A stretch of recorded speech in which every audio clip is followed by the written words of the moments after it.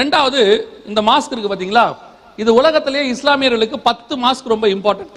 மெக்கால இருக்கு, மெதினால இருக்கு, துருக்கியில ஒன்று இருக்கு, அப்புறம் நம்ம ப்ளூ மாஸ்க் அப்படின்னு ஒன்று சொல்லுவாங்க. இதெல்லாம் ரொம்ப இம்பார்ட்டன்டான மாஸ்க். அதுல இதுவும் ஒன்று இங்க இருக்கு பாருங்க. இந்த மாஸ்க் ரொம்ப முக்கியம். இது வந்து எருசலேம்ல இருக்க மாசு அல்லரீம் அப்படின்னு சொல்லி இதுக்கு ஒரு பேர் உண்டு. இதுக்கு எதிர்த்தாப்புல இருக்கிற மாஸ்க்கு பேரு அல் அக்ஸான் பேரு. 2 மாஸ்க் இருக்கும், இங்கே ஒன்று இருக்கும், இங்கே ஒன்று இருக்கும். அல்லரீம் இது ரொம்ப சவுதி அரேபியா ரூபா நோட்டில் பார்த்தீங்கன்னா இந்த மாஸ்கோடைய போட்டோலாம் போட்டிருப்பாங்க. ரொம்ப முக்கியமான மாஸ்க், 10ஆம் நூற்றாண்டில் கட்டப்பட்டது. இது என்ன இடத்துல கட்டியிருக்கிறாங்கன்னா எருசலேம் தேவாலயம் இருந்த இடத்துல கட்டியிருக்கிறாங்க. இந்த இடத்துல தான் எருசலேம் தேவாலயம் 1ஆம் நூற்றாண்டில் இருந்தது. கிபி 70 தீத்துராயன் இடிச்சிட்டாரு. இப்போ அந்த இடத்துல அந்த மாஸ்க் இருக்கு. ஸோ இஸ்ரேல் யூதர் அரபியர்களுக்கு அது என்ன இடம், இஸ்லாமியர்களுக்கும் ரொம்ப சென்சிட்டிவான பிளேஸ்.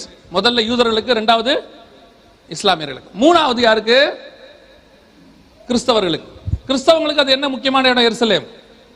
நம்முடைய ஆண்டவர் வந்து என்ன செஞ்சிருக்கிறாருங்க, கழுத மேல ராஜாவாக உள்ளே வந்திருக்கிறாரு, எருசலேம்ல வந்து போதிச்சிருக்கிறாரு, தேவாலயத்தில் உலாவி இருக்கிறாரு, அங்கே பிரசங்கம் பண்ணி இருக்கிறாரு, அங்கே அடி வாங்கி இருக்கிறாரு, புறம்பாக அவர் சிலுவையில் அறையப்பட்டார். நமக்கு என்ன இடம் அது, ரொம்ப முக்கியமான இடம் அப்படின்னு நம்ம நினைக்கிறோம் இல்ல? ஆமா தானே? இந்த கடைசி காலத்தில் இப்ப சபைகள் எல்லாம் ஒரு ஜுரம் ஒன்று அடிச்சிருக்கு. என்ன ஜுரம் தெரியுமா உங்களுக்கு? எருசலேம் புனித பயணம்னு ஒரு ஜுரம் ஒன்று அடிக்குது. இப்ப யாவன் கண்டுபிடிச்சான்னு தெரியல. இப்ப பாருங்களேன், அதாவது புனித பயணம் அப்படிங்கிறது வந்து இது என்ன கான்செப்ட், மற்ற மதத்தினர்களுக்கு பாவத்தை தொலைக்க இடம் தெரியாததுனால அவர்கள் ஒவ்வொரு இடமாய் போகிறார்கள். காசி, ராமேஸ்வரம், இப்படி நிறைய இடத்துக்கு போய் என்ன செய்யறாங்க, தங்கள் பாவங்களை தொலைக்கிறாங்க. அப்படி போறதுக்கு பேர் தான் என்ன இடம், புனித பயணம் அப்படின்னு. இவங்களும் பாத்தீங்கன்னா மெக்காக்கு போவாங்க, மெதினாக்கு போவாங்க, ஹஜ் யாத்திரை போவாங்க. இதுக்கு பேர் என்னது, புனித பயணம். கிறிஸ்தவனுக்கு ஏது புனித பயணம்? நாம எங்க முழங்கால் போட்டு பாவரிக்கை பண்றோமோ அங்கேயே நம்ம பாவம் மன்னிக்கப்பட்டிருது. இயேசு கிறிஸ்து நம்முடைய ரத்தத்தினால அங்கேயே நம்மை கழுவி விடுகிறார்.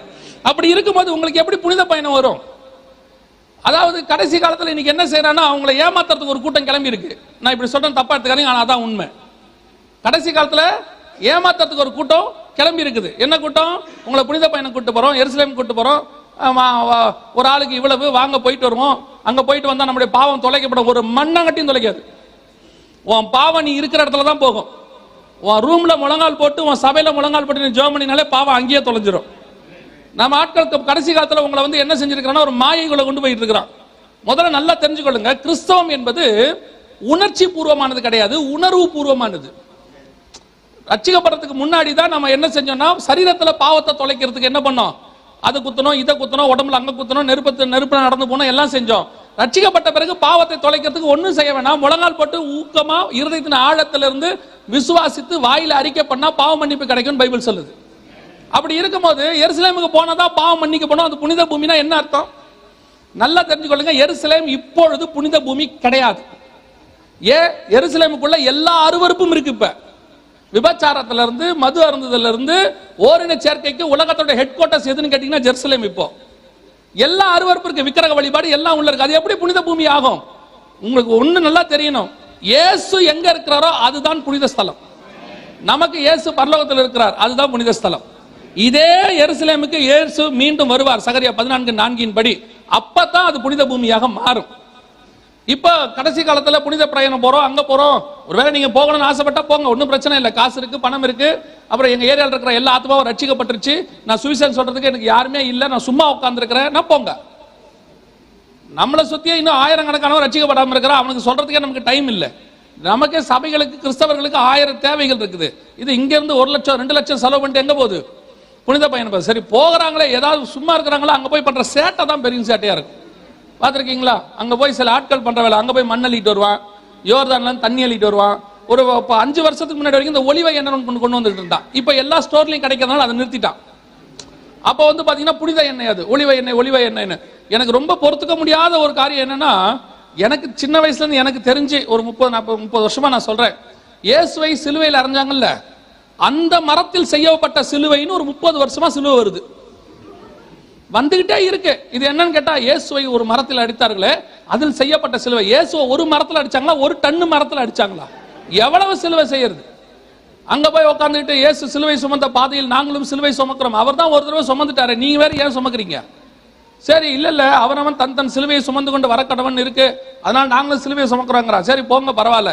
ஏசு போகும்போது கல்லு முள்ளுமா இருந்துச்சு, இப்போ ரோடு அழகா போட்டு வச்சிருக்காங்க. மேலே கீழே லைட் வெயிட்ல சிலுவை வைக்கிறானாமா, அதாவது வாடகைக்கு. இவன் தூக்கி தோல் மேலே வச்சுக்கிட்டு, அதுவும் லைட் வெயிட்ல, ஒத்த கையில் வச்சுட்டு இன்னொரு கையில் கொக்கோ கோலா வச்சுக்கிட்டு அப்படியே நடந்து மேலே போறான். ஒருத்தர் செல்ஃபியில போட்டோ எடுத்துக்கிட்டே வரான் பின்னாடி. இப்படி சிலுவை சுமக்க சொல்லி இயேசுநாதர் சொன்னாரா? இப்படி இருக்கா? நான் என்ன சொல்றேன், சிலுவை சுமக்கிறான்ல அவனை விட்டுருங்க, சிலுவை சுமக்கட்டும். மேலே போய் இயேசுநாதர் என்ன பண்ணாரோ அதையும் அவனையும் பண்ணுங்க. இயேசுநாதர் 3 மணி நேரம் தொங்கினாரு, ஒரு 30 நிமிஷம் அடிங்க பார்ப்போம். அதுக்கப்புறம் ஒரு பையிலும் சிலுவை தூக்க மாட்டான். ஏமாத்துறாங்க இன்னைக்கு. நான் சொல்றேன், ஏமாத்துறவன் ஏன் வரானா, ஏமாறுறீங்க நீங்க. உங்களுக்கு நூதனமா எதையாவது சொன்ன உடனே அப்படியே நீங்க அப்படியே போயிட்டு ஆவிக்குரிய கிறிஸ்தவர்கள் எப்படித்தான் இப்படி ஏமாறுறீங்கன்னு தெரிய மாட்டேங்குது. ஏன் தான் இப்படி ஆகி போறீங்களா எல்லாரும்? நூதனமா எவனையாவது எதையா பேசினா உடனே கூப்பிட்டு உட்கார வச்சு 3-4 மீட்டிங்கை போட்டு எல்லாம் பண்றீங்க. கொஞ்சம் உட்கார்ந்து யோசிங்க, வேத வசனத்துல இருக்கான்னு பாருங்க. இயேசுநாதர் கல்லறைக்குள்ள போய் உட்கார்ந்துக்கிட்டு ஒருத்தர் பிரசங்கம் பண்றாரு, பாருங்கள் இயேசு இங்க இல்லை, நமக்கு தெரியாது பாருங்க. அவர் சொல்றாரு இயேசு இங்க இல்லை, சரி பரவாயில்ல இருக்கட்டும், பிரசங்கம் பண்றாரு, சந்தோஷம். சொல்லிட்டு சொல்றாரு, எனக்கு வெளியே வரவே மனம் இல்லை, மகிமை இறங்குகிறது. இயேசுநாதரே உள்ள இருக்க மாட்டேன்னு வெளியே வந்து விட்டாப்ல. இந்த ஆளுக்கு வெளியே வரவே மனம், அப்ப கல்ல போட்டு மூடிட வேண்டியது அந்த ஆளு உள்ள வச்சு. தயவு செய்து விசுவாசிகளுக்கு சொல்றேன், நீங்க இந்த புனித பயணம் போய் அதை பண்றது, அன்னைக்கு ஒருத்தர் சொன்னார் என்கிட்ட வந்து, அந்த எருசலேம் இஸ்ரவேல்ல காலை வச்ச உடனே ஷாக் அடிச்ச மாதிரி இருந்துச்சுன்னாரு. நான் சொன்ன கரண்ட் மேல வச்சிருப்பீங்க, நீங்க இன்னொரு ஸ்டெப் வைங்க, அடுத்த ஸ்டெப்ல இல்ல பாருங்க, முதல் ஸ்டெப்ல அப்படி இருக்கு. என்ன நீங்க இவ்வளவு கேவலமா பேசுறீங்க, அது புனித பூமி. அது இயேசுநாதர் மட்டும் நடக்கலையா, பின்னாடி யூதாஸ் நடந்திருக்கா. இயேசுநாதர் நடந்தமா, பின்னாடி யார் நடந்திருக்கிறது, யூதாஸ் நடந்திருக்கா. அது எப்படி புனித பூமி ஆகும்? இப்பவும் சொல்றேன், எருசலேமுக்காக வேண்டிக் கொள்ள வேண்டியது அவசியம். எதுக்காக? எருசலேமின் சமாதானத்துக்காக, இஸ்ரவேலின் ரட்சிப்புக்காக. ஆனா புனித பூமி கிடையாது. நல்லா தெரிஞ்சுக்கொள்ளுங்க, எருசலேமை சுத்தி புறா வித்தவனே சவுக்குல எடுத்து அடிச்சாப்ல. இப்ப எல்லா பயிலையும் எருசலேமே வித்துக்கிட்டு இருக்கான் சபைக்குள்ள. நான் சொல்றது புரியுதா? இந்த இஸ்ரவேலுக்கு புனித பயணம் போறவன் பரலோகத்துக்கு போவானா மாட்டானான்னு எனக்கு தெரியாது, ஆனா கூட்டிட்டு போறவன் போக மாட்டான். ஏன்னா சபைக்குள்ள வியாபாரம் வரக்கூடாது. நமக்கு வேலை சுவிசேஷம் சொல்றது, நமக்கு வேலை சபை நடத்துறது. உன்னை யாரு வியாபாரம் பண்ண சொன்னது? காலத்தை பார்த்தால் போதகர்களாக இருக்க வேண்டியவர்கள் கைடுகளாக சுத்தி கொண்டிருக்கிறார்கள், ஊர் சுத்தி காட்டிட்டு திரியிறான். நான் சொன்னது யாருக்காவது பாதிக்கப்பட்டுச்சுன்னா நான் உங்களை சொல்லல, நான் அதையும் சொல்லிடுறேன். இப்போ அவங்களுக்குலாம் இப்போ என்னன்னா, முந்தியெல்லாம் ஆவியானவர் பேசினார்னா அவன் ஏத்துக்கிட்டான், ஆவியானவர் பேசினார்னு. இப்போ எவனும் ஏத்துக்க மாட்டான். அந்த ஆள் என்னையே குறி வச்சு தாக்குறாருங்கிறான். நம்ம என்ன ராணுவத்தில் வேலை செய்யறோம்? நல்லா தெரிஞ்சுக்கொள்ளுங்க, இதான் சத்தியம். அங்க இருக்கிற தோமாவே நம்ம ஊர்ல வந்து செத்து போயிட்டாப்ல, இங்க இருக்கிற தாமஸ் அங்கதான் சாவேங்கிறான். எக்கட கட்டு போங்க. ஆனா ஒண்ணு, எருசலேமுக்கு போனா புனிதம்லாம் வராது, எருசலேம் போனா ஆசீர்வாதம் வரும். உங்களுக்கு இல்ல, கூட்டு போறவனுக்கு. ஏன்னா ஒரு டிக்கெட் வாங்கினா ஒரு டிக்கெட் ஃப்ரீ இருக்கு, அவ்வளவுதான். பார்த்துக்கொள்ளுங்க. நீங்க சொன்னாலும் கேட்கவும் மாட்டீங்க, எங்களுக்கு தெரியும். நல்லவங்களுக்கு சொல்றோம், கேளுங்க. ஃப்ரீயா எருசலேமுக்கு போலாம், நோ விசா, ஃப்ரீயா போலாம். ஒரு காலம் ஒன்று வருது, எப்பன்னா இயேசு மீண்டும் வரும்பொழுது நம்மை அழைத்து கொண்டு அங்கதான் போக போறாரு. அல்லேலூயா. அப்ப போய் எல்லாத்தையும் பார்த்துக்கலாம். இப்ப ஏன் போய் அங்க பாப்பானே? அல்லேலூயா. இனிமேல் போக மாட்டேன்றவங்க அல்லேலூயா சொல்லுங்க பாப்போம். அப்ப இவ்வளவு நாள் போற பிளான்ல இருந்திருக்கிறீங்க. சரி, அதை கேட்டுக்கலாம் தான். கவனிங்க, இந்த எருசலேமை என்ன செய்யல ஐநா சபை தங்கள் கையில கொடுக்கல. யார் கையில? இஸ்ரவேல் கையில கொடுக்கல. என்ன காரணம்னா, அந்த மைய இடம் 3 பேர் இருக்கிறாங்க, அடிச்சுப்பாங்க, சண்டை வந்துடும் அப்படின்னு சொல்லி ஐநா சபை அதை கையில வச்சுக்கிச்சு. ஆனால் வேதம் சொல்லுது மீண்டும் எருசலேம் வரும். சகரியாவின் புஸ்தகம் 12ஆம் அதிகாரம் 6வது வசனத்தை வாசிங்க. சகரியா 12:6 வாசிங்க.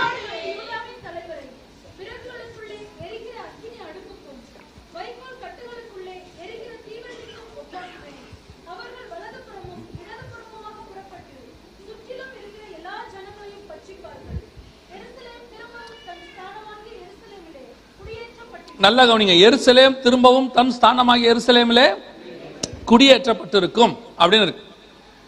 எருசலேம் மீண்டும் தன்னுடைய ஸ்தானத்தில் வந்து குடியேற்றப்படும் வேதம் சொல்லுது. ஏறக்குறைய 3000 வருஷமாக எருசலேம் பூமியிலே கிடையாது. அதான் இருக்கு, ஆனா இஸ்ரவேல் கையில் என்ன செய்யல, வரவே இல்லை, அவங்களே வச்சுக்கிட்டாங்க. இப்ப நாம வாழ்றது சகரியா 12:6 நிறைவேற காலம், நம்ம காலம் 2018. சகரியா 12:6, இன்னும் சொல்ல போனா 3 to 6 வரைக்கும் உள்ள வசனங்கள் நம் காலத்திலே நம் கண்களுக்கு முன்பாக அந்த தீர்க்க தரிசன வசனங்கள் நிறைவேறுகிறது. நாம் அந்த காலத்தில் வாழுகிறதான ஒரு மக்கள். ஒவ்வொரு காலத்திலும் ஒவ்வொரு தீர்க்கதரிசனம் நடக்கும். அந்தந்த காலத்துல ஒரு மக்கள் இருப்பாங்க. இப்ப நாம எதுல இருக்கிறோம்னா சகரியா 12:6 நிறைவேற இடத்துல இருக்கிறோம். வேதம் சொன்னபடி மீண்டும் எருசலேம் குடியேற்றப்பட்டிருக்கும். கவனிங்க, மீண்டும் 1967 ஜூன் மாசம் 6ஆம் தேதி எருசலேம் சவுண்ட் வேணாம் பிரதர், கட் பண்ணிருங்க. மீண்டும் எருசலேம் இஸ்ரவேல் வசம் வந்தது.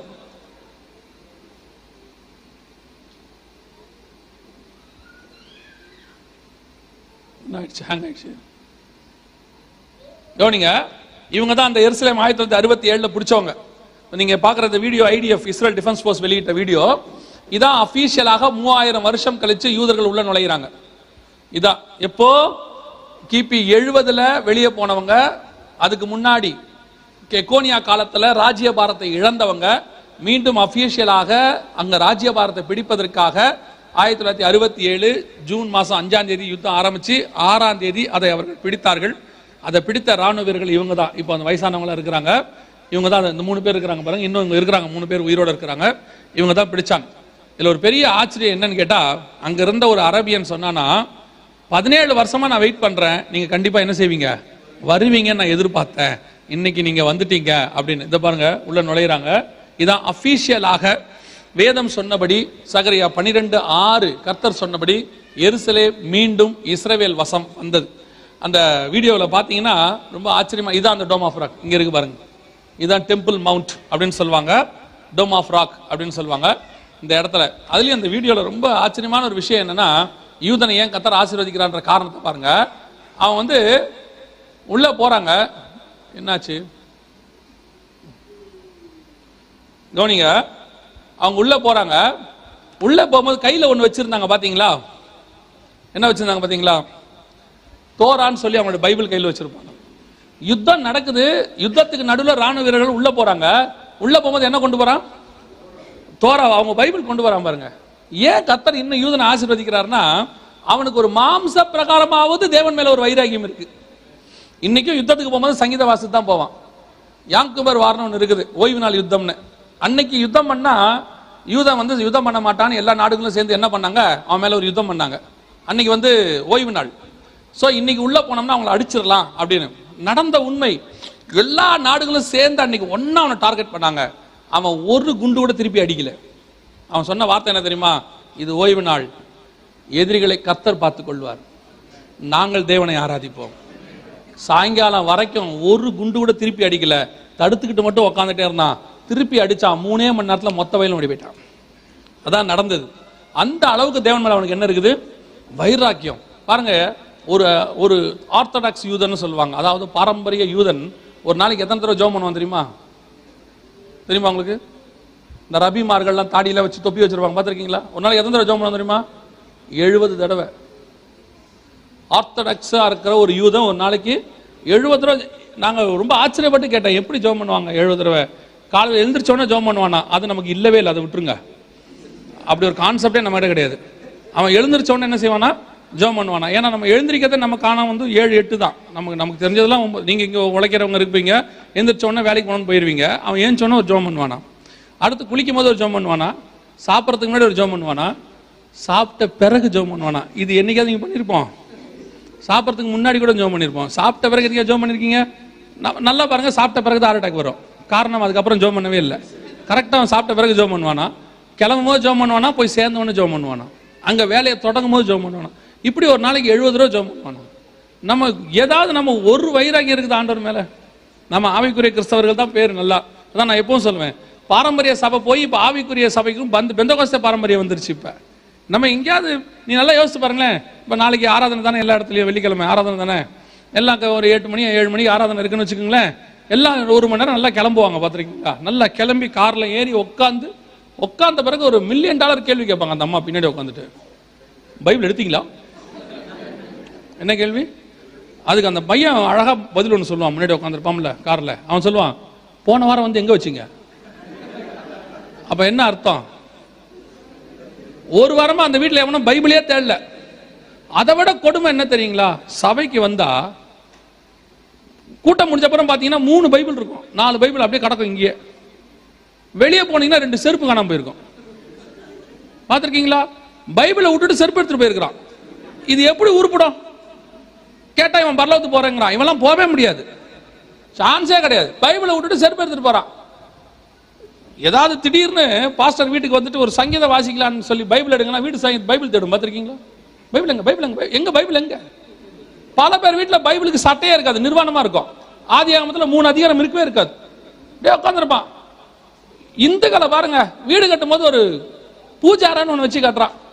இஸ்லாமியர்கள் பாருங்க, குரான் வைக்கிறதுக்கு ஒரு ஸ்டூல் ஒன்று வச்சிருப்பாங்க, பக்கத்தில் ஒரு பாய், ஒரு துணி எல்லாம் வச்சிருப்பாங்க. நம்ம வீட்டில் மட்டும் ஜபாரன்னு ஒன்று இருக்கவே இருக்காது. கட்டும் போதே, வீடு கட்டும் போதே நல்ல கிச்சன் பெருசா, பாத்ரூம் அட்டாச்சு பாத்ரூமோட. என்னைக்காவது ஒரு ஜபாரன் வச்சு கட்டிருக்கீங்களா? அப்புறம் எப்படி ஆண்டவர் ஆசீர்வதிப்பாரு? நீங்க கேட்டா சொல்றீங்க, கர்த்தர் எங்களை ஆசீர்வதிக்கவே ஆசீர்வதித்தார். உங்களை விட பெரிய வீடு கொடுத்திருக்காரு வேற ஒருத்தனுக்கு. தேவனை தேடாதவனுக்கு, யூதனுக்கு கொடுக்கிறாரு. யூதனுக்கு கொடுத்த ஆசீர்வாதத்தில் பாதி கூட நமக்கு கிடைக்கவே இல்லை. ஆனா பைபிள் சொல்றது அவனை விட ஆசீர்வாதம் நமக்கு வரணும். ஏன் வரல? அவனுக்கு தேவன் மேல இருக்கிற வைராக்கியம் இன்னும் நமக்கு வரல. நான் இன்னும் சொல்லுவேன், சிஎஸ்ஐ காரனுக்கு இருக்கிற வைராக்கியம் கூட நமக்கு கிடையாது. இப்போ அவன் வீட்டை விட்டு கிளம்பும்போது ஜோமெண்ட் கிளம்புறான், ஒரு சிலுவை போட்டு அனுப்புறான். சிலுவை போறது சரியா தப்பாங்கிறது ரெண்டாவது. வீட்டை விட்டு கிளம்பும்போது ஜோமெண்ட் கிளம்புறான். நீங்க என்னைக்கா ஜோமெண்ட் கிளம்பிருக்கீங்க? கிளம்பும் போதே சாவி எங்க, சாவி எங்க, சாவி எங்க தான் ஓடுறான். எப்படி உருப்படும்? நான் உங்களை கேட்கல, நான் சொல்றதெல்லாம் பக்ரீனுக்கு அந்த பக்கம். நீங்க யாரும் தப்பா எடுத்துக்கூடாது, நம்மள ஏதோ சொல்றாருன்னு. ஒருவேளை நான் சொன்னது உங்களை குத்துச்சுன்னா நீங்க தான் கவனிச்சுக்கொள்ளுங்க. நம்ம எவ்வளவு தேவனுக்கு இம்பார்ட்டன்ஸ் கொடுக்கிறோமோ அவ்வளவு இம்பார்ட்டன்ஸ் தான் தேவன் நமக்கு கொடுப்பாரு.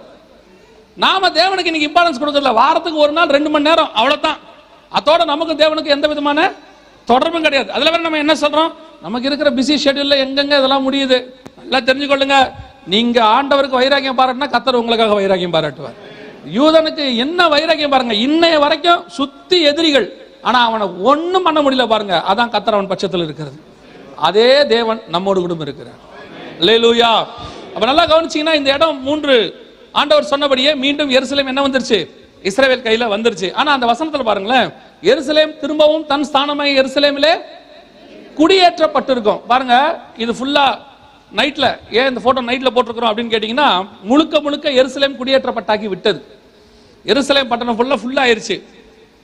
கரெக்டா இன்னிலிருந்து 70 வருஷத்துக்கு முன்னாடி ஒரு ஆள் கூட கிடையாது, ஒரு மரம் கூட கிடையாது.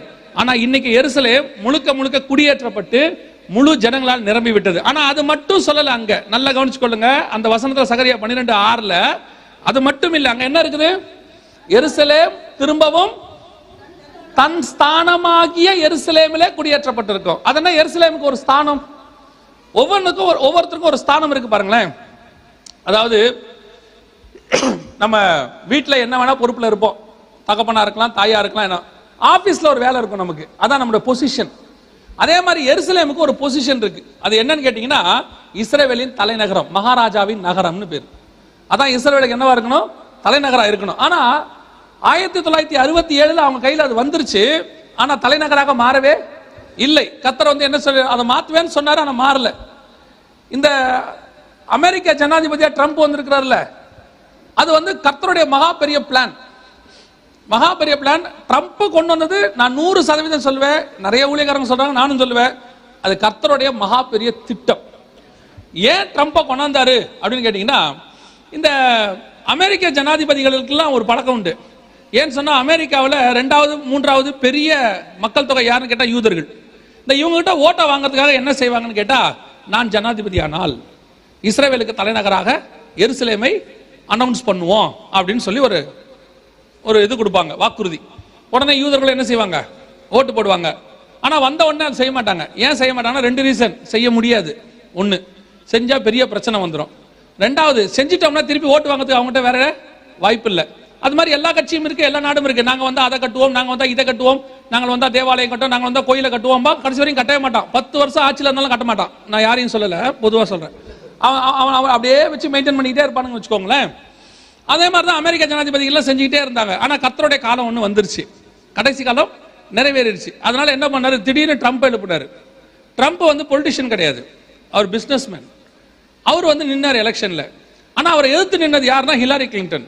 அந்த அம்மா பயங்கரமான எக்ஸ்பீரியன்ஸ் இதுல, அரசியல்ல. அது மாத்திரம் இல்லாம வெளியுறவுத்துறை மந்திரியா இருந்திருக்கிறாங்க ஒபாமா கவர்மெண்ட்ல. சோ பயங்கர எக்ஸ்பீரியன்ஸ். எல்லாரும் நினைச்சாங்க யார் தான் ஜெயிப்பா, ஹிலாரி தான் ஜெயிப்பாங்க. ட்ரம்ப்பை யாருக்கும் பிடிக்கவும் பிடிக்காது. ட்ரம்ப் கேரக்டர் வைஸ் ரொம்ப மோசம்னு சொல்லுவாங்க. ஆனா பெரிய பிசினஸ்மேன். அதனால அவர் தோத்துருவாருன்ட்டு எல்லாம் முடிவு பண்ணிட்டாங்க. திடீர்னு பார்த்தா ட்ரம்ப் ஜெயிச்சிட்டாரு. இதுதான் கர்த்தருடைய திட்டம், ராஜாக்களை தள்ளி ராஜாக்களை உருவாக்குறது. ட்ரம்ப் ஜெயிச்சுதான் ட்ரம்பே நம்பல, நம்ம ஜெயிச்சிட்டோமா அப்படின்ட்டு அவரே ரொம்ப ஷாக் ஆயிட்டாராம். அந்த மாதிரி ஜெயிச்சிட்டார் ட்ரம்ப். ஜெயிச்ச உடனே ட்ரம்ப்பை கேட்டாங்க, நீங்க ஜெயிச்சிட்டீங்களே, இது நடந்தது வந்து 2017 நவம்பர் மாசம் நடக்குது. ஜெயிச்சிட்டீங்களே, எருசலேமை இஸ்ரேலுக்கு தலைவராக அனௌன்ஸ் பண்ணுவீங்களா? ஜெயிச்ச உடனே எல்லா ஜனாதிபதி என்ன சொல்லுவாங்கன்னா, நாங்கள் அதற்கு தேவையானதை கூடி ஆலோசித்து முடிவெடுத்து சீக்கிரத்தில் அதை செய்வோம் அப்படின்னு. அவன் செய்ய மாட்டான்னு அர்த்தம் இல்லையா? நம்மளால நான் எப்பவும் சொல்லுவேன், ஒருத்தர்கிட்ட இப்போ நம்ம போறோம், ஒரு பிரச்சனைன்னு சொல்றோம், அவன் உண்மையா ஒரு உதவி செய்யறவனா இருந்தா எடுத்து ஏதோ இருக்கிறத கையில கொடுத்துருவான். ஜோம் பண்ணுவோம் அப்படின்னு அவன் கொடுக்க மாட்டான்னு அர்த்தம். நம்ம ஆவிக்குரிய வந்து அது ஒரு பெரிய ஸ்பெஷாலிட்டி. நீங்க கொஞ்சம் பிரச்சனையா இருக்கு, நீ இது தெரிஞ்சு வச்சுக்கோங்க, உங்களுக்கு நல்லது. உண்மை அது. ரொம்ப பிரச்சனையா போறோம், எனக்கு இந்த மாதிரி பிள்ளைக்கு ஃபீஸ் கட்டணும், ரொம்ப கஷ்டமா இருக்கு. அப்படியா, இந்தாங்க இருக்கிறத கொடுத்து இதோ இவ்வளவுதான் இருக்கு அப்படின்னு கொடுத்துட்டானா அவன் நல்லவன். அப்படியா, நம்ம ஜோம் பண்ணுவோம் பிரதர், அவன் தரவே மாட்டான். அவன்கிட்ட ஜோம் பண்ணாதீங்க, வேஸ்ட், பிரயோஜனமே கிடையாது. நல்லா கவனிச்சுக்க. அதே மாதிரி தான் எல்லா ஜனாதிபதியும் சொல்லுவாங்க, நம்ம எல்லாம் சேர்ந்து முடிவெடுத்து சீக்கிரத்தில் நல்ல முடிவை சொல்லுவோம்பா, செய்ய மாட்டான். ட்ரம்ப் என்ன சொன்னார் தெரியுமா? நான் வந்தவொடனே அனௌன்ஸ் பண்ணிடுவேன்ட்டாரு. எல்லாருக்கும் ஷாக் ஆயிடுச்சு, உலக நாடுகளுக்கும் ஷாக்கு. என்னடா இருந்தாலும் திடீர்னு இப்படி சொல்றானே. உடனே இவங்க என்ன பண்ணாங்க, எல்லாரும் சேர்ந்து டிசம்பர் மாசம் 15ஆம் தேதி ஒன்றாக கூடி ட்ரம்ப் இதை செய்யக்கூடாதுன்னு சொன்னாங்க. ட்ரம்ப் சொன்னார், அதை ஏன் நீங்க எங்கிட்ட சொல்றீங்க, நான் செய்வேன்னு சொன்னாப்ல.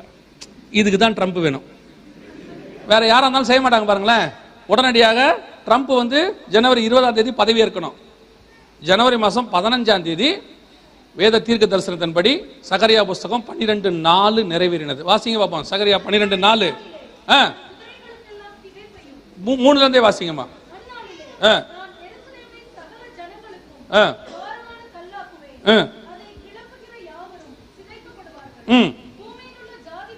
பூமியில் உள்ள ஜாதிகள் எல்லாம் கரெக்டா இந்த தீர்க்க தரிசனம் நிறைவேறுச்சு.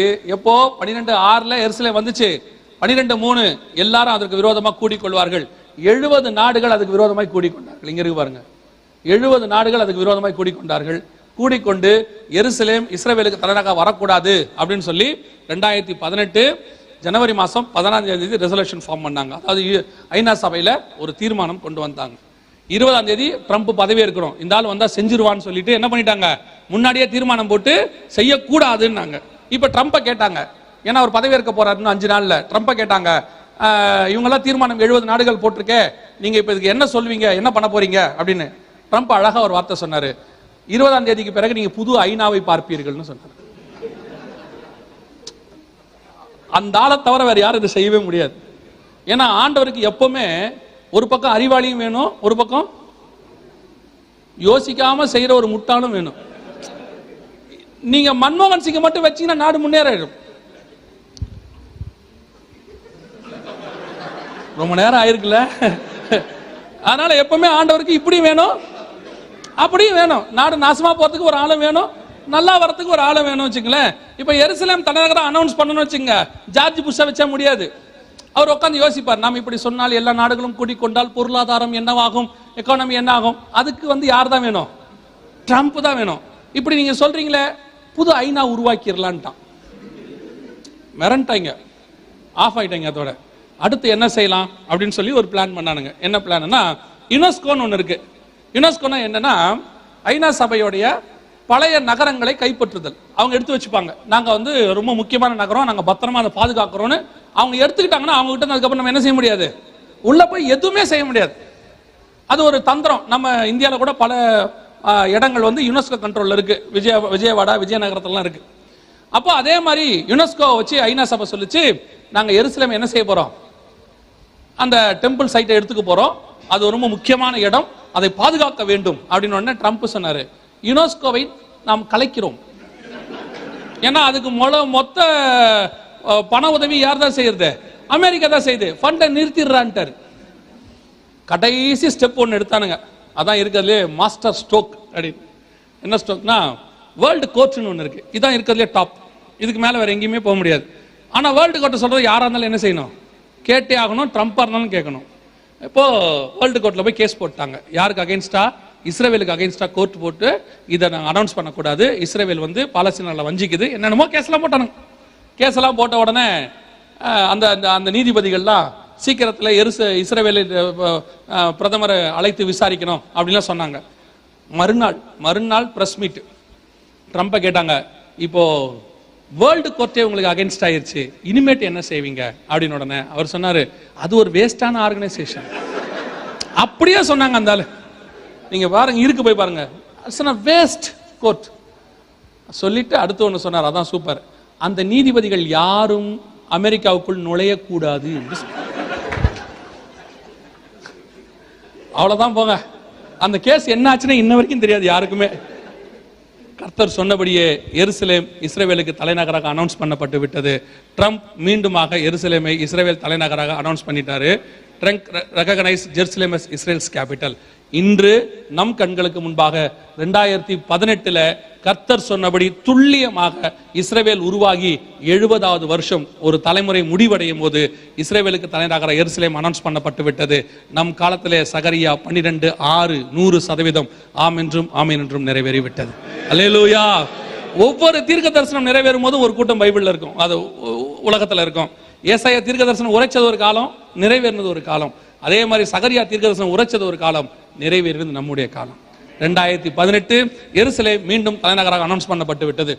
ஒரு தேவன் உயிரோடு கூட இருக்கிறாரா அப்படின்னு எப்பயாவது உங்களுக்கு ஒரு சந்தேகம் அப்படி கொஞ்சம் தட்டுனா கூட எருசலேமை நோக்கி பாருங்கள். ஒரு நகரம் இல்லாமல் போய் காணாமல் போய் மண்மேடாகி மீண்டும் வந்து மீண்டும் தலைநகராக அதே ஸ்தானத்துக்கு வருகிறது என்றால் ஒரே ஒரு நகரம் தான் உண்டு, அது எருசலேம் மட்டுமே. அல்லேலூயா. நம்ம கண்ணுக்கு முன்னாடி பாபிலோன் இன்னைக்கு என்ன ஆச்சுன்னே தெரியாது, நினிவே என்ன ஆச்சுன்னு தெரியாது, ஏதோமியருடைய பட்டணம் என்ன ஆச்சுன்னு தெரியாது, எல்லாத்தையும் என்ன ஆகி போச்சு, கர்த்தர் மண்ணோடு மண்ணாக்கிட்டாரு. இந்த ஒரு நகரத்தை மாத்திரம் மீண்டும் கர்த்தர் கொண்டாந்திருக்கிறாரு. மீண்டும் எருசலேம் இஸ்ரவேலுக்கு தலைநகராக மாறிவிட்டது. இரண்டாவது மிக முக்கியமான தீர்க்க தரிசனம் நம் காலத்தில் இது இப்ப நடந்திருக்கிறது. 2018 போன வருஷம் நம் கண்களுக்கு முன்பாக நடந்தது. எருசலேம் தலைநகராக வருகிறது என்று சொன்னால், மீண்டும் தலைநகரம் வந்துவிட்டால் அதனுடைய உண்மையான ராஜா பின்னாடி வரப்போறாருன்னு அர்த்தம். அல்லேலூயா. ராஜா வரதுக்கு முன்னாடி தலைநகரம் ரெடி பண்ணுவாங்க, அப்ப தலைநகரம் ரெடி பண்ண ஆரம்பிச்சிட்டாங்க அப்படின்னா என்ன அர்த்தம், மீண்டும் ராஜா வரப்போகிறார். அவர் பகிரங்கமாக வருவதற்கு முன்பதாக நம்மை எடுத்துக்கொண்டு மேலே போக போகிறார். அப்படின்னா என்ன அர்த்தம், வருகைக்கான காலம் மிக மிக மிக சமீபம். இனி கண்டிப்பாக காலம் செல்லாது. அல்லேலூயா. மிக மிக தீவிரமான கடைசி காலத்தில் நாம் நின்று கொண்டிருக்கிறோம். சடுதியாய் கர்த்தருடைய வருகை என்ன செய்யும், சம்பவிக்கும். இப்ப மூன்றாவது, எருசலேமில் என்ன இல்லை, தேவாலயம் இல்லை.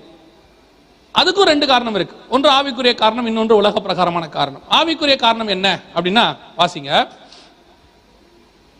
எசேக்கியேல் புத்தகம் 8ஆம் அதிகாரம் 6வது வசனத்தை வாசிங்க. எசேக்கியேல் 8:6 வாசிங்க.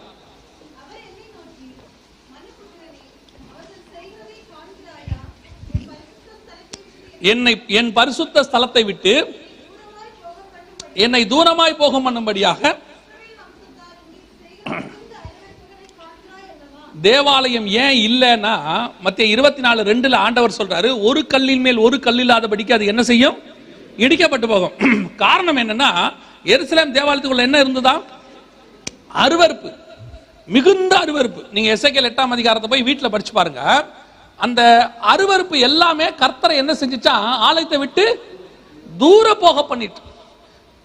தேவன் ஒரு இடத்துல ஆலயத்தை கொண்டு வருவதற்கு ஒரு நோக்கம் உண்டு, ஒரு ஆலயத்தை ஒரு இடத்துல இருந்து நீக்குவதற்கும் ஒரு நோக்கம் உண்டு. தேவ சித்தம் இல்லாம ஒரு ஆலயம் ஒரு இடத்துக்கு என்ன செய்யாது, வராது. சில நேரத்தில் ஊழியக்காரங்க சொல்லுவாங்க தெரியுமா, எனக்கு இந்த இடத்தை என்னன்னே தெரியாதுங்க, திடீர்னு ஆண்டவர் இங்க போக சொன்னாரு, நான் வந்து இங்க ஊழியத்தை ஆரம்பிச்சேன், இங்க இருக்கிறவங்க எல்லாம் பாத்தீங்கன்னா இதெல்லாம் இந்த இடத்துல ஊழியமே பண்ண முடியாது, அவ்வளவு கஷ்டம், என்னை ஏன் தான் ஆண்டவர் இங்க வர சொன்னாரோம்பாங்க. காரணம் என்ன தெரியுமா, அந்த இடம் தேவனுடைய பார்வைக்கு முன்பாக அழிவுக்கு நேராக வந்திருக்கும். அங்க இருக்கிறவருடைய பாவங்கள் தேவனை என்ன செஞ்சிருக்கோம், காதுக்கு வந்திருக்கும். அழிக்கிறதுக்கு முன்னாடி, ஒரு இடத்தை அழிக்கிறதுக்கு முன்னாடி அந்த ஜனங்களை காப்பாற்றுறதுக்கு இருக்கிற கடைசி முயற்சி தான் அங்கே ஒரு திருச்சபையை உருவாக்குவது. அங்கே ஒரு சர்ச்சை அனுப்பி, ஒரு ஊழியக்காரனை அனுப்பி 10 நீதிமான்கள் உருவாகி விட்டால் அந்த இடத்தை அழிக்காதபடிக்கு தேவன் பாதுகாத்துருவார். அப்போ ஒரு சபையை கர்த்தர் உண்டாக்குறதா அதான் காரணம். ஒரு சபை இங்க இருக்குது, இவ்வளவு சபை இருக்குதுன்னா காரணம் என்னன்னா, இந்த தேசம் அழிக்காதபடிக்கு. எல்லாரும் என்ன நினைக்கிறாங்க, தேசத்துல பிரச்சனை வந்தா சபையில வரும். நான் சொல்றேன், சபை ஒழுங்கா இருந்தா எந்த நாட்டிலையும் தேசம் ஒழுங்கா இருக்கும். சபை ஒழுக்கமா இல்லாட்டினா தான் தேசம் கெட்டு போகும். நம்ம என்ன சொல்றோம், அவரு பிரதமர் ஆயிட்டாருன்னா சபைக்கு பிரச்சனை, இவரு பிரதமர் ஆயிட்டா சபைக்கு பிரச்சனை. இல்லைங்க, சபை ஒழுங்கா இருந்தா அவர் பிரதமரே ஆக மாட்டாரு. நீங்க 72 மணி நேரம் ஜெபம் பண்ணாலும் அதே ஆள் வராருல. நீங்க யார் வரக்கூடாதுன்னு ஜெபம் பண்றீங்களோ அவரே வராருல. காரணம் என்ன? நிறைய பேர் சொல்றாங்க, நாங்கெல்லாம் ஊக்கமா ஜெபம் பண்ணோம், ஏன் கர்த்தர் எங்க ஜெபத்தை கேட்கல? கேட்க மாட்டாரு, நாங்க அப்பயே சொன்ன கேட்க மாட்டாருன்னு. நீங்க ஜெபம் பண்ணாம இருந்திருந்தா கூட ஆளை மாத்தி இருப்பாரு. நீங்க ஜெபம் பண்ணி அந்த ஆளுக்கு எடுத்துட்டீங்க. இப்ப என்ன பிரச்சனை? 10ஆம் அதிகாரம் தானியேல் புத்தகத்தை வாசித்து பாருங்க. வீட்டுல இப்ப வாசிக்க வேண்டாம், வாசித்து பாருங்க. தேசத்துல பிரச்சனை வருது. தானியேல் என்ன ஜெபம் பண்றாரு தெரியுமா? கர்த்தாவே, நாங்கள் பாவம் செய்தோம், எங்கள் பாவத்தை மன்னியும். சபை திருந்தாம நாடு திருந்தாது. இன்னைக்கு சபை உட்கார்ந்துகிட்டு அரசியல்ல போயிட்டு அரசியல்வாதிக்கு பின்னாடி போயிட்டு ஒன்னு அம்மாவுக்கு பின்னாடி ஒன்னு ஐயாவுக்கு பின்னாடி போயிட்டு இருக்கு. எப்படி விளங்கும்? உருப்படவே உருப்படாது. ஆண்டவர் அதுக்கு தான் ஆளை எழுப்புறாரு. அப்படி சபைக்கு தான் ராஜா தேடி வரணுமே ஒழிய ராஜாவை தேடி தீர்க்கதரிசி போக கூடாது. வேதத்துல பாருங்க, நீங்க தீர்க்கதரிசியை தேடி போன ராஜா, மன்னிக்கணும், ராஜாவை தேடி போன தீர்க்கதரிசி போயிட்டு வந்தானா ஒன்னு ராஜா செத்தா இல்ல தீர்க்கதரிசி செத்தா. ரெண்டுல ஏதோ ஒன்று நடக்கும். தீர்க்கதரிசிகள் ராஜாவை ஏன் பார்க்க போவான் தெரியுமா? நீ செய்யறது தப்பு, மனம் திரும்புன்னு சொல்றதுக்கு போவான். இப்ப இருக்க தீர்க்கதரிசிகள் கூடி போய் என்ன சொல்லுது? கர்த்தர் உங்களையே மீண்டும் முதலமைச்சராக மாத்துவார். எப்படா மாத்துவாரு? எப்படி மாத்துவாரு? அவன் மனம் திரும்பலையே. இன்னைக்கு என்ன இருக்குது? ஊழியக்காரங்கெல்லாம் ஒரு எல்லா ஆளுக்கு ஒரு பக்கமா கட்சியில போறாங்க. பாலிடிக்ஸ்ல ஈடுபடுற திருச்சபையும் பாலிடிக்ஸ்ல ஈடுபடுற ஊழியக்காரனும் உருப்படவே முடியாது. கர்த்தர் அவனை கைவிடுவார். அதான் உண்மை. அப்ப பாலிடிக்ஸ்ல நமக்கு சம்பந்தம் இல்லையா? நம்ம ஜெபம் தான் ராஜாவை உருவாக்கும். நம்ம ஜெபம் தான் ராஜாவை கீழே தள்ளும். சபைக்கு ஏத்த மாதிரி தான் தலைவன் வரணும்.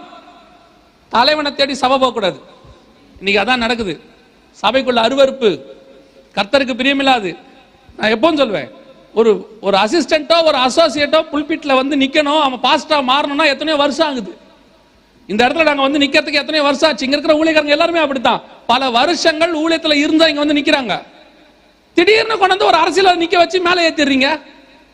அவர் வந்து ஓட்டு கேட்கிறாருங்க. என்ன தகுதி இருக்கு ஒரு அரசியல்வாதிக்கு புல்பிட்ல ஏறதுக்கு? இன்னைக்கு எந்தெந்த நாடுகளில ராஜாக்களுக்கு பின்னாடி சபை போகிறதோ அந்த நாடுகளில் சபை உருப்படாது. ராஜா தான் சபையை தேடி வரணும். எல்லா நாட்டிலையும் அதான், அதுதான் தீர்மானம். கவனிச்சு கொள்ளுங்க. இன்னைக்கு என்ன நடந்துகிட்டு இருக்கு? சபைக்குள்ள அருவருப்பு. அந்த எசேக்கியேல் 8ஆம் அதிகாரத்தில் போய் பாருங்க. ஆண்டவர் எதெல்லாம் அருவருப்புங்கிறாரோ அத்தனை அருவருப்பு இன்னைக்கு இருக்கு சபைக்குள்ள. நான் அதை எக்ஸ்பிளைன் பண்றதுக்கு இப்ப நேரம் இல்லை. அந்த 8ஆம் அதிகாரத்தில் என்னென்ன அருவருப்பு இருக்கு? 2615 வருஷத்துக்கு முன்னாடி கர்த்தர் சொல்றாரு. அவர் சொல்ற எல்லா அருவருப்பு இன்னைக்கு எங்க இருக்கு? திருச்சபைக்குள்ள இருக்கு. இன்னைக்கு நிறைய சபையில கர்த்தர் இல்லை. சபைக்குள்ள கர்த்தர் கிடையாது. அவர் போய் ரொம்ப நாள் ஆச்சு. சபையில ஆவியும் இல்ல, அனலும் இல்ல. கதறான், ஆவியானவரை வாரும், ஆவியானவரை வாரும். ஏன் கதற? எதுக்கியா கதற? நீ வந்து நின்னா ஆவியானவர் வரணும், உனக்குள்ள அந்த பிரசன்ஸ் இருக்கணும். சாலமோன் கதறல. சாலமோன் போய் நின்னா தேவன் வந்தார் அங்க. அதுதான் உண்மை. இன்னைக்கு நம்ம என்ன பண்றோம்? சபையில உட்காந்துக்கிட்டு வர்ஷிப் லீடர் சொல்றாரு, பாவமா இருக்கு. சில வர்ஷிப் லீடர்லாம் பார்த்தா எனக்கு பாவமா இருக்கும். ஏன்னா பின்னாடி உட்காந்துருப்பேனா, அவர் முன்னாடி இருந்து சொல்லுவார், அப்பான்னு கூப்பிடுங்க, அப்பான்னு கூப்பிடுங்க. ஏன் உன் அப்பாவை நீ அப்பான்னு ஏன் கோப்படுறதுக்கு அவன் சொல்லணும்? நீ கூப்பிட மாட்டேன்? உனக்கு தெரியாது உங்க அப்பா அப்பான்னு கூப்பிடணும்னு? இன்னும் உரத்த சத்தமா கூப்பிடுங்க. ஏன்? இருதயம் நல்ல விசேஷத்தினால் நிரம்பினால் ராஜாவை குறித்த கவி தானாய் வரும். இன்னைக்கு இருதயத்திலும் தேவன் இல்லை, சபைக்குள்ளேயும் தேவனும் இல்லை. நீங்க சபை சடங்காச்சாரமான இடமா மாறிட்டு இருக்கு. அதனால கர்த்தர் எங்க இல்ல? சபையில இல்ல. கர்த்தர் சபை விட்டு போனார்னா சபை இருக்காது, அவ்வளவுதான். கர்த்தர் இருக்கிற வரைக்கும் தான் சபை இருக்கும். அதான் பைபிள் சொல்லுது, மனம் திரும்பு, ஆதியிலே கொண்டிருந்த அன்பை விட்டா என்று உன் பேர்ல எனக்கு ஒரு குறை உண்டு. மனம் திரும்பாத பட்சத்தில் கர்த்தர் என்ன செய்வார் தெரியுமா? உன் விளக்கு தண்டை உன்னிடத்திலிருந்து கர்த்தர் எடுத்துருவார். அவருடைய அர்த்தம் என்ன தெரியுமா? ஒழுக்கமா சபை இல்லைன்னா அங்க இருக்கிற உண்மையான ஊழியக்காரனை கர்த்தர் எடுத்துருவார். ஊழியக்காரன் உள்ள இருந்து போனா சபை முடிஞ்சிச்சு. ரொம்ப கேர்ஃபுல்லா இருந்து கொள்ளுங்க. கர்த்தருக்கு பிரியமில்லாத காரியங்கள் சபைக்குள்ளனா வீட்டுக்குள்ளேயும் வரக்கூடாது. இன்னைக்கு எல்லா வீடுகளுக்குள்ளேயும் அருவருப்பு. அதுவும் கிறிஸ்தவன் தான் இப்போ புதுசா ஆவிக்குரிய கிறிஸ்தவன் ஒரு புது பரிசுத்தம் கண்டுபிடிச்சிருக்கான். என்ன கேட்கறான்? சினிமா பார்த்தா தானே தப்பு, சீரியல் பார்த்தா தப்பா கேட்கறான் பாருங்க. சீரியல் பார்த்தா தப்பா? நாங்க என்ன பண்றோம்? நம்ம குடும்பத்தில் நடக்கத்தானே எடுக்கிறாங்க. அது எல்லாமே குடும்ப கதை தானே. நானும் சொல்றேன்னா, நம்ம குடும்பத்தில் நடக்கிறத அவன் எடுக்கல, அவன் என்ன எடுக்கிறானோ அதான் குடும்பத்தில் நடக்குது. ஒரு தேவ மனுஷனுடைய பாட்டை வீட்டில் போட்டீங்கன்னா தேவ பிரசன்னம் வரும், சீரியலை போட்டீங்கன்னா சீரியல் பிரசன்னம் வரும். சீரியல்ல என்ன வருது? அவளை கொல்லாம விட மாட்டேன், அந்த குடும்பத்தை நான் பிரிக்காம விட மாட்டேன், அதானே வருது. உன் குடும்பம் ஏன் பிரியுது? காரணம் அதான். இதுல வந்து வேற பாஸ்டர் கிட்ட சொல்றீங்க, தசமா காணிக்கலாம் கரெக்டா தான் கொடுக்குறேன், என் வீட்டுல நிம்மதியே இல்ல, தசமா காணிக்க சபையில கொடுத்துட்டு வீட்டுல சீரியல்ல போட்டிருக்க. ரொம்ப கேர்ஃபுல்லா இருந்து கொள்ளுங்க. எல்லா வித அருவருப்பு வீட்டுக்குள்ள வந்துகிட்டு இருக்கு, இப்ப கொஞ்சம் கொஞ்சமா பிசாசு கொண்டாந்துகிட்டு இருக்கிறான். அதனால எப்ப சபையில தேவன் இல்லையோ அங்கே சபை இல்லாமல் போகும். எப்ப சபையில தேவன் இல்லையோ அங்க நல்ல ஊழியக்காரன் இருக்க மாட்டான். இன்னைக்கு கடைசி காலம், நிறைய சபைகள்ல யாரும் இல்ல, கர்த்தர் இல்ல. இப்போ தேவாலயமும் இல்ல, கர்த்தர் அருவருப்பு இடிச்சிட்டார், தேவாலயம் இல்ல. ஒரு கல்லின் மேல், இதான் சாலமோன் காலத்துல இருந்த தேவாலயம், இதான் அந்த மாடல். இன்னைக்கு அங்க என்ன இல்ல? தேவாலயம் இல்ல. ஆனா ஆண்டவர் சொல்றாரு 3 இடத்துல மீண்டும் 3வது ஆலயம் வரும். வெளிப்படுத்தின விசேஷம் 11ஆம் அதிகாரம் 1ஆம் வசனத்திலும், தானியேல் தீர்க்கதரிசன புத்தகம் 27ஆம் அதிகாரம், மன்னிக்கணும், தானியேல் தீர்க்கதரிசன புத்தகம் 9ஆம் அதிகாரம் 27வது வசனத்திலையும், மத்தேயு சுவிசேஷம் 24ஆம் அதிகாரம் 12 முதல் 15 வசனங்களையும் வாசிச்சீங்கன்னா அங்கே தேவாலயத்துக்கான குறிப்புகள் இருக்கு. தானியேல் 9:27ல அவர் ஒரு வாரம் அளவும் அநேகருக்கு உடன்படிக்கையை உறுதிப்படுத்தி அந்த வாரம் பாதி சென்ற பின்பு பலியையும் காணிக்கையும், அப்ப பலியும் காணிக்கையும் இருக்கணும்னா அப்ப எங்க என்ன இருக்கணும்? அங்க தேவாலயம் இருக்கணும். மத்திய 24:12 முதல் 15ல வாசிச்சீங்கன்னா, பாழாக்கும் அருவருப்பை குறித்து தானியேல் தீர்க்கதரிசி சொல்லி இருக்கிறானே, வாசிக்கிறவன் சிந்திக்க கடவன், அதை பரிசுத்த ஸ்தலத்திலே நிற்க காணும் போது. அப்ப பரிசுத்த ஸ்தலம் கண்டிப்பா என்ன செய்யணும்? இப்ப வரணும். அதான் 3வது தேவாலயம். கர்த்தர் சொன்னபடி 3வது தேவாலயம் நம்ம காலத்துல வரணும். எருசலேம் வந்துருச்சு, அப்ப கண்டிப்பா அங்க என்ன வரணும்? பாருங்க, இப்ப தேவாலயம் இருந்த இடத்துல இது இருக்கு, இந்த வழிபாடு ஸ்தலம் இருக்குது, புறஜாதியாரது இங்க ஒண்ணு இருக்கு. இப்ப என்ன பண்ணிருக்காங்கன்னா, கும்ரான் குகைகள்ல சாலமோன் காலத்தினுடைய தேவாலயத்தினுடைய மாடல் கண்டுபிடிச்சிட்டாங்க. இது இருக்கு பாருங்க, இதான் அதனுடைய வரைபடம். இது இந்த மாதிரி தான் கட்ட போறாங்க, இந்த அளவுல தான் கட்ட போறாங்க தேவாலயம். இதான் பிளான் வெளியிட்டு இருக்காங்க. இந்த டெம்பிள் இன்ஸ்டிடியூட் அப்படின்னு சொல்லி தேவாலயம் கட்டுவதற்கு அரசாங்கம் ஒரு குழு அமைச்சிருக்குது. அதுல இந்த பிளான் எல்லாம் ரெடி பண்ணிட்டாங்க. அதுல என்ன பெரிய ஆச்சரியம்னா, அவங்க எங்க கட்டுறதுக்காக பிளான் பண்ணிருக்காங்கன்னா, இந்த நடுவில் ஒரு இடம் இருக்கு பாருங்க. ஏன்னா இது ஒரு மாஸ்க், இது வந்து அல்லரிம், இது ஒண்ணு இருக்கு பாருங்க, இது அல்லக்ஸா. இது ரெண்டுத்துக்கு நடுவில் ஒரு கேப் இருக்கு பாருங்க.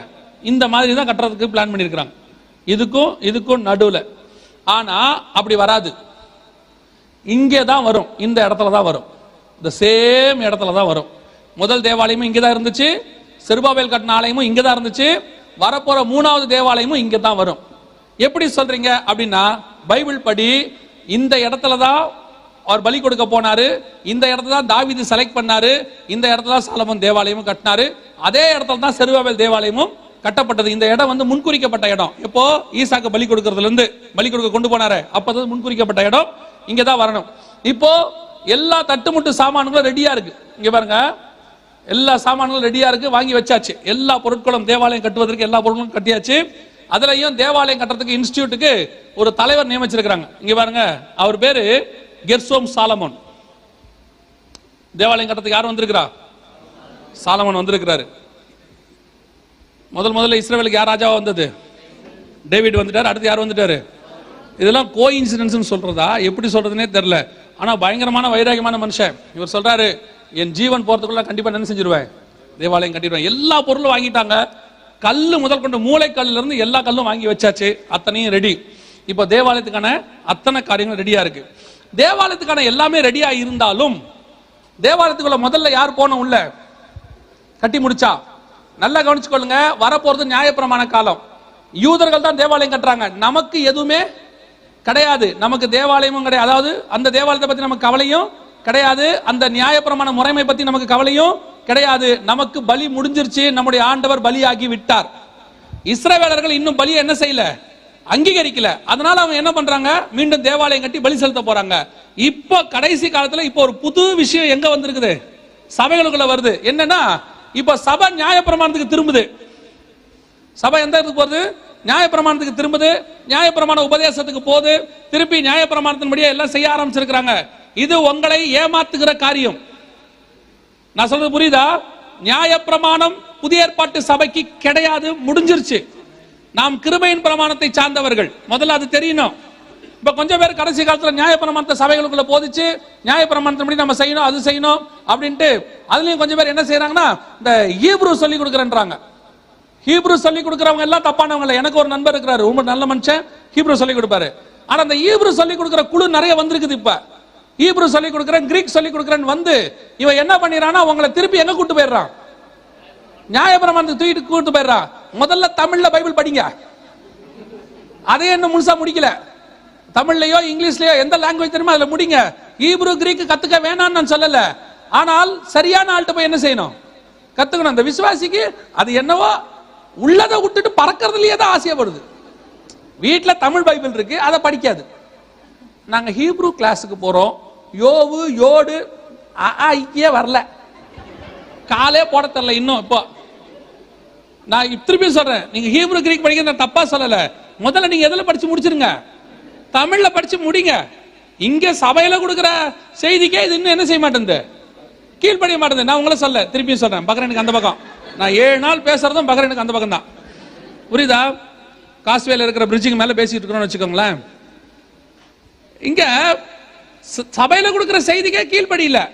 இதுல யூடியூப்ல ஆக்சுவலா ஒருத்தர் சொல்றாரு, என்ன சொல்றாரு, too many cook spoil the soup.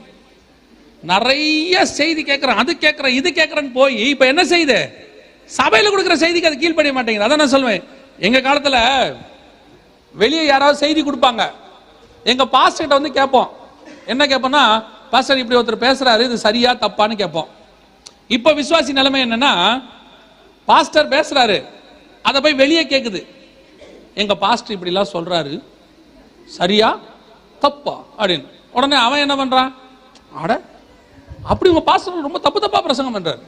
என்ன பண்றாரு, தசமா காணிக்கலாம் கொடுக்கவே வேண்டாம். எங்க கொடுக்க வேண்டாம், சபைக்கு கொடுக்க வேண்டாம். யாருக்கு கொடுக்கணும், உங்களுக்கு முன்னாடி யார் நல்லா ஊழியம் பண்றாங்கன்னு பாருங்க, அவங்களுக்கு அனுப்புங்க, அவனுக்கு கொடுக்க சொல்றான். இப்ப கடைசி காலத்துல அப்படி ஒன்று வந்திருக்கு. ஒருத்தர் வந்து எங்கிட்ட கேட்டாரு, இந்த புதிய ஏற்பாட்டுல தசமா காணிக்கே இல்லையாமே, நம்ம சபைக்கு கொடுக்கணுமா வேணாமா அப்படின்னாரு. இல்ல உங்களுக்கு இந்த பிரச்சனை ஏன் இப்ப திடீர்னு வந்துச்சுன்னு கேட்டேன். இல்ல நார்த் இந்தியால இருந்து ஒருத்தர் வந்து சொன்னாரு, சபைக்கெல்லாம் அதை கொடுக்க வேண்டாம், நார்த் இந்தியாவில் எவ்வளோ கஷ்டப்படுறோம், எங்களுக்கு கொடுங்க, அதான் நியாயம், புதிய ஏற்பாட்டில் தசமா காணிக்கையே இல்லை அப்படின்னாரு. அப்படியா அப்படின்னு கேட்டேன். அப்போ அவர் கேட்டாரு, அப்போ தசமா காணிக்கை கொடுக்கணுமா வேணாமா, புதிய ஏற்பாட்டு கிருபையின் பிரமாணத்தில் இருக்கா இல்லையா அப்படின்னாரு. நான் சொன்னேன் இல்லை, சபைக்கு என்ன கொடுக்க வேண்டாம், தசமா காணிக்கை கொடுங்கன்னு எங்கேயுமே போடலை. உடனே அவருக்கு ரொம்ப சந்தோஷமாயிருச்சு. கொடுங்கன்னு சொன்னா துக்கப்படுறான், கொடுக்க வேணாம்னு சொன்னா அவருக்கு என்ன ஆயிப்போச்சு, ரொம்ப சந்தோஷமாயிருச்சு. சந்தோஷமாயிட்டு அவர் சொன்னாரு, அப்ப இன்னிலிருந்து நான் என்ன செய்யறேன், பிரிச்சு 4 இடத்துக்கு அனுப்பிடுறேன் அப்படின்னாரு. நான் சொன்னேன், பாதி செய்தியோட போயிடாதீங்க, முழு செய்தி கேட்டுட்டு போங்க. என்னன்னாரு, புதிய ஏற்பாட்டில் தசமா காணிக்க கொடுங்கன்னு எங்கேயுமே இல்லை, ஆனா எல்லாவற்றையும் வித்து தரித்திரருக்கு கொடுன்னு இருக்கு, எல்லாவற்றையும் வித்து அப்போஸ்தலர் பாதத்தில் வைத்தார்கள்னு இருக்கு, அதுல ஒரு பங்கு எடுத்து வச்சாலும் செத்து போயிருவேனும் இருக்குன்னு சொன்னார். அவர் சொன்னாரு, தசமா காணிக்கை கரெக்டா கொடுத்துட்றேன்னு சொல்லிட்டு போயிட்டு.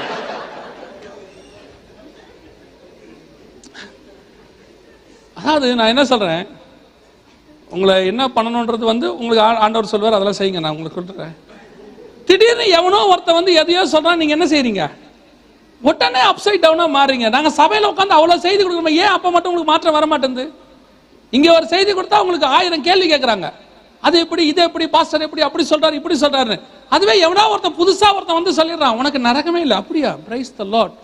அவன் சொல்றான் நரகமே இல்லை. யாரா சொன்னது? கல்யாணம் பண்ண அத்தனை பேருக்கு இருக்கு.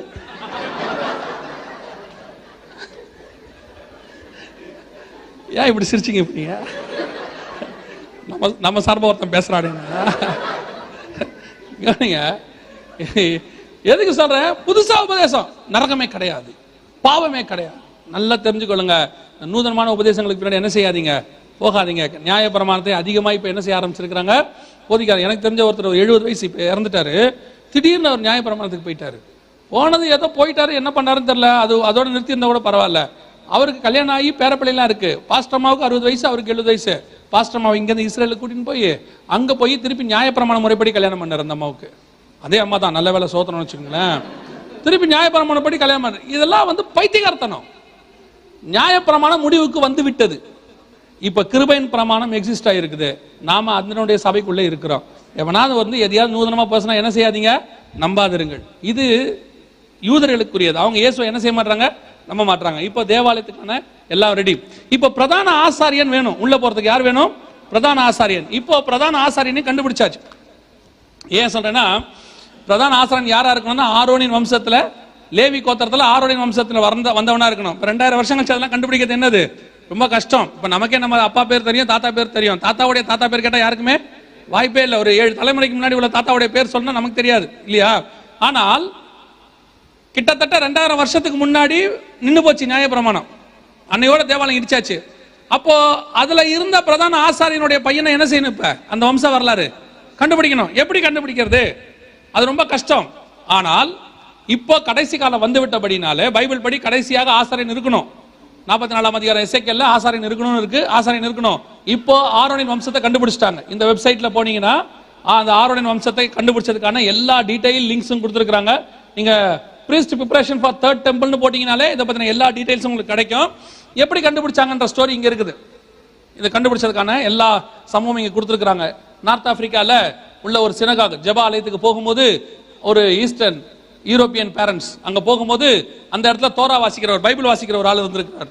அந்த ஆளை பார்த்தா ஆப்பிரிக்காக்கார மாதிரியே இல்ல. அவர் எப்படி இருக்கிறாரு, வேற மாதிரி இருக்கிறார். எப்படி இருக்கிறாருன்னா இங்க கொடுத்துருக்கு பாருங்க, different in colour, skin colouration, தோல் கலர் வேற மாதிரி இருக்கு. ஆப்பிரிக்கன்ஸ் கலர் உங்களுக்கு தெரியும் இல்லையா, இவர் கலர் வேற மாதிரி இருக்குது. அடுத்து ஸ்டேச்சர், அமைப்பு வேற மாதிரி இருக்கு. ஹேர் அண்ட் ஐ கலர் ஒவ்வொன்றும் அவருக்கு என்னவா இருக்குது, ஆப்பிரிக்கன் மாதிரியே இல்ல, வித்தியாசமா இருக்கு. அதான் நான் எப்பவும் சொல்லுவேன், ஒவ்வொரு இனத்துக்கும் கர்த்தர் என்ன பண்ணிருக்கிறாரு, ஒவ்வொரு கலர் ஒவ்வொரு முடி ஒன்னு கொடுத்திருக்கிறாரு. அதாவது அப்படி அப்படியே இருந்தா அதுக்கு நல்லது. அப்பதான் கண்டுபிடிக்க முடியும் அந்த இனத்தை என்ன செய்ய முடியும், அப்பதான் கண்டுபிடிக்க முடியும். கர்த்தர் நம்மள கருப்பா கொடுத்தா சோத்திரம், பிரைஸ் லார்ட் ஹல்லேலூயா, கருப்பா இருக்கணும். நம்ம என்ன செய்யக்கூடாது, எப்படியாவது சிவப்பாயிரணும். 8 நாளில் சிவப்பழுகு. அவன் சொல்றான் ஆவாது, வசனத்தின்படி ஆகவே ஆகாது. எப்படி ஆகும், எத்தியோப்பியன் தன் தோலை மாற்ற கூடுமோ? இப்ப பாருங்க, வெள்ளக்காரன் பாருங்க, அப்படியே உடம்புல எல்லாம் எண்ணெயை தடவிட்டு போய் கடல்ல என்ன செய்யறான், அந்த சீஷோர்ல படுத்து கிடக்குறான். ஏன்னா அவனுக்கு என்ன வாங்கணுமா, கருப்பா ஆகிறானா, ஆக முடியாது. பாருங்க, ஒரு கருப்பா இருக்கிறவன் ஃபேர் அண்ட் லவ்லி போட்டா வெள்ளையாயிருவானா, ஆப்பிரிக்கான்ற ரேசிசமே இருக்கக்கூடாது.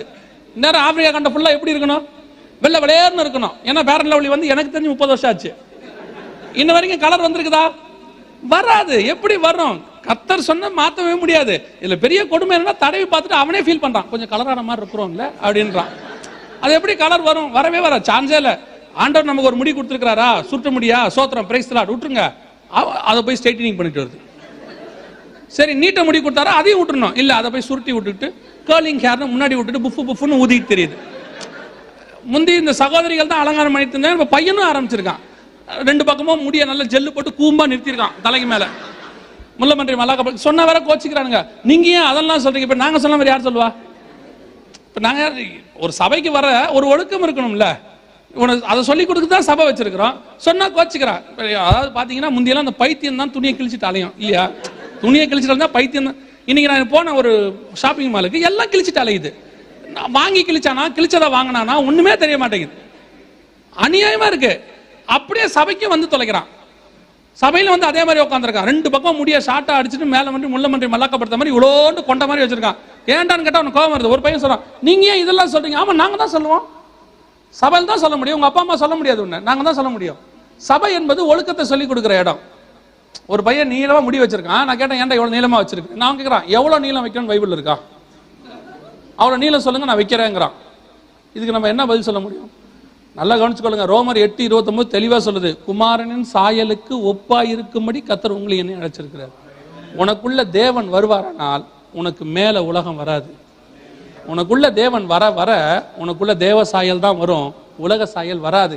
நடிகர் சாயலோ நடிகை சாயலோ எதுவுமே உனக்கு என்ன செய்யாது, வராது. அது அந்த ஸ்டேட்டஸ்க்கு, அந்த ஆவிக்குரியதோடைய வளர்ச்சிக்கு வரும்போது தான் உங்களுக்கு என்ன செய்யும் தெரியும். அது வரைக்கும் நாங்கள் சொல்றது உங்களுக்கு எப்படி தான் இருக்கும், கஷ்டமா தான் இருக்கும்.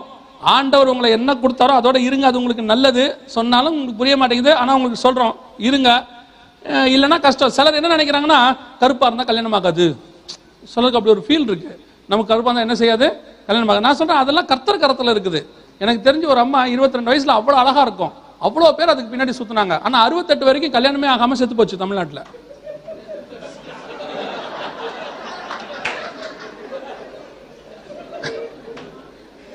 அதே காலத்துல கருப்பா இருக்கிற எத்தனைமா கல்யாணம் ஆயிடுச்சு. அதனால நீங்க கல்யாணத்தை பத்திலாம் கவலைப்படாதீங்க, அதெல்லாம் தானா நடக்கும் இல்லையா?